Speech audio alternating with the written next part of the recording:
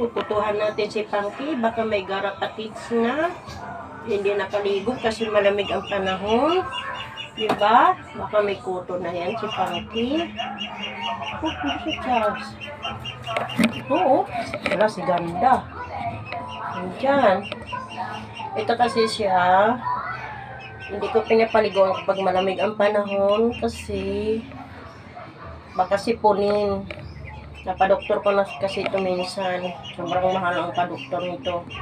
Kaya ngayon wala naman akong hanap buhay, wala akong pera. Kaya naingatan ko siyang magkasakit kasi pag nagkasakit siya, dinadala ko talaga sa doktor kasi naawa ako sa kanya.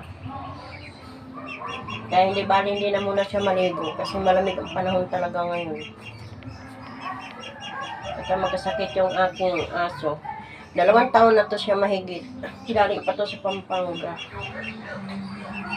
Tuta pa to siya na dumating dito sa akin. Mga ilang months pa lang, mga 1 buwan. Lalab ko yan. Kahit yan yung makulit yan. Minsan mabait naman siya. Minsan nag-hyper. Diyan nga, tumabataba na kasi dati. Ano kasi to? Yung nagkasakit. Nagkasakit to si doggy ko. Si Punky.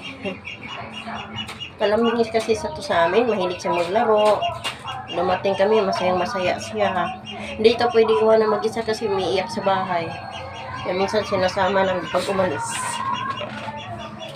Ayun o, si Ganda o. Oh.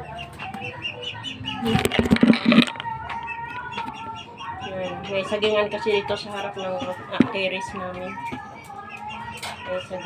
Oh, gagalit ka na naman. Behave na ikaw.